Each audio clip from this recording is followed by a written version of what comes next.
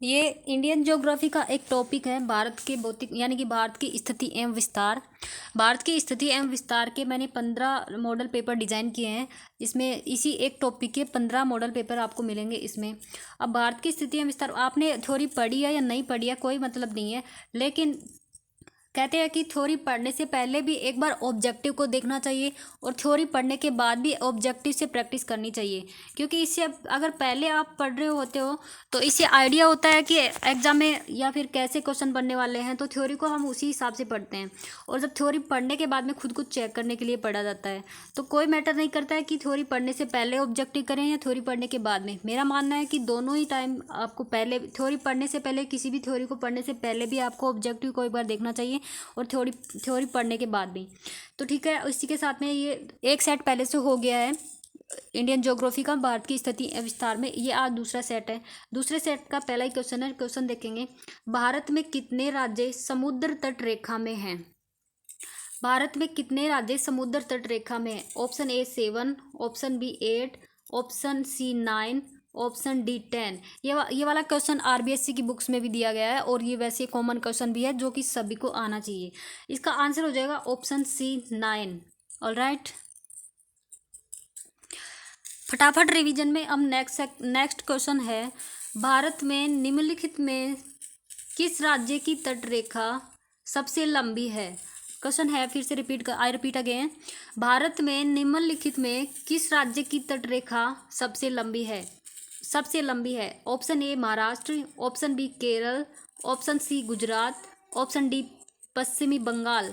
Answer क्या होगा इसका? आंसर हो जाएगा ऑप्शन सी गुजरात। सबसे लंबी तट रेखा गुजरात की है।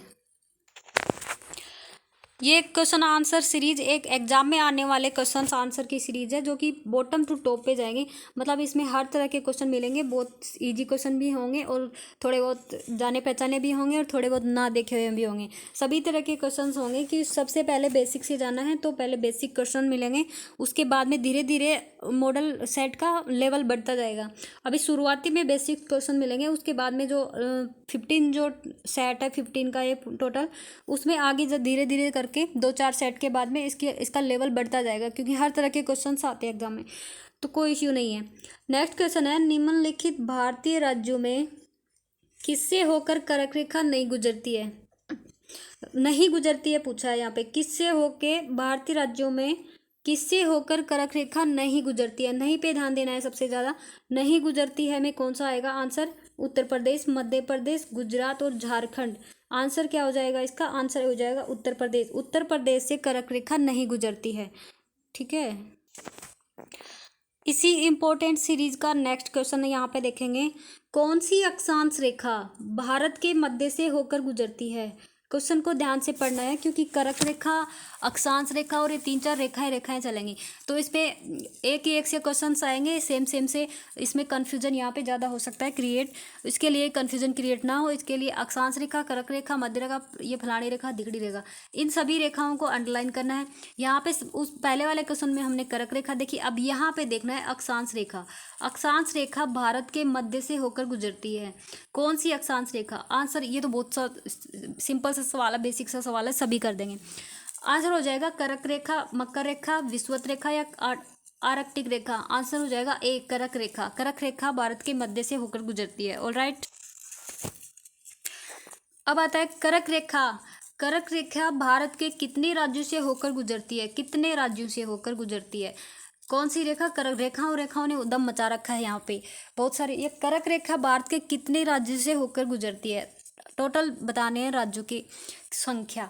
यहाँ पे फर्स्ट हो जाएगा 5, सेकंड 6, 7 या फिर 8। कितने राज्यों में से होकर जाएगी? तो आंसर हो जाएगा डी 8। कौन सी रेखा की बात हो रही है? कर्क रेखा की। कर्क रेखा 8 राज्यों से होकर गुजरती है।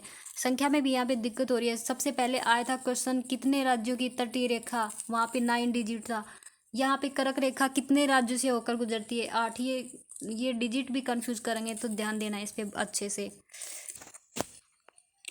इसी सीरीज में नेक्स्ट क्वेश्चन यहाँ पे, निम्नलिखित में किस राज्य से होकर कर्क रेखा नहीं गुजरती है? फिर से रेखा आ गई।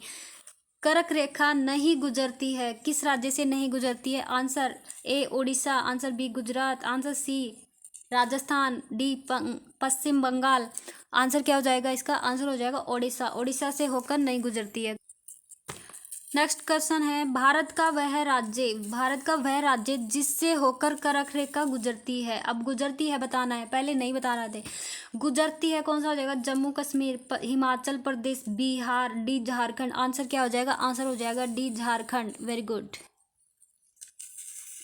नेक्स्ट यहाँ पे भारत की मुख्य भूमि का दक्षिणी नोक है। पॉइंट, दक्षिणी नोक कौन सा हो जाएगा?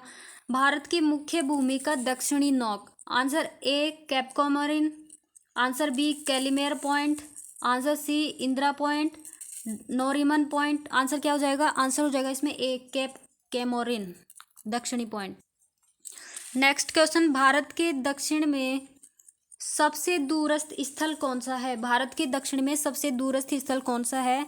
ए Cape Comorin, B Point Calimere, C Indira Point, D Port Blair. Answer हो जाएगा Indira Point. Very good.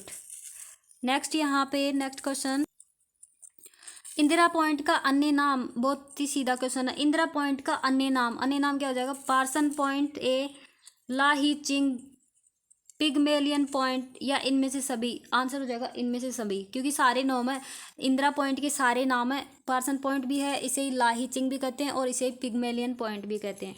Alright, thank you, bye bye and take care. Happy, stay healthy. Alright.